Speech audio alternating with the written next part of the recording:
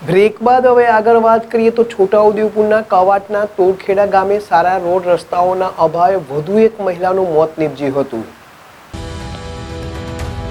કંભાટના તુરખેડા ગામે સારા રોડ રસ્તાના અભાવે વધુ એક સગર્ભા મહિલાનું મોત નીપજ્યું। વિગતે વાત કરીએ તો છોટાઉદેપુર જિલ્લાના કંભાટ તાલુકાના તુરખેડા ગામ નજીકના વિસ્તારમાં સારા રોડ રસ્તાના અભાવે એક સગર્ભા મહિલાએ પોતાનો જીવ ગુમાવવાનો વારો આવ્યો।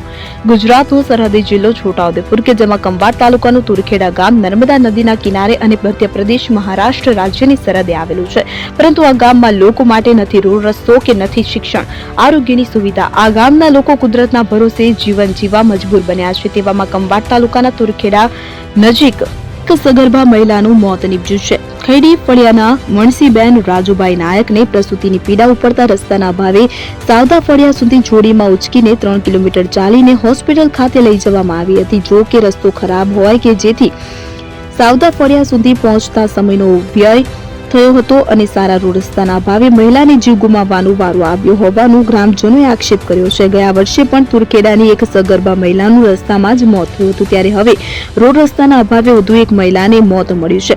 સારા રોડ રસ્તાની માંગ સાથે તંત્રને આવેદનપત્ર આપવામાં આવ્યું હતું, તો બીજી તરફ સગર્ભા મહિલાના મોત મામલે જિલ્લા આરોગ્ય અધિકારીએ જણાવ્યું હતું કે સગર્ભા મહિલાને કંભાટ દવાખાને લાવવામાં આવી હતી। પ્રથમ હાઈ રિસ્ક પ્રેગ્નન્સી તરીકે નિદાન થયું હતું, ત્યારે વધુ સારવાર અર્થે મહિલાને વડોદરા લઈ જવામાં આવી હતી।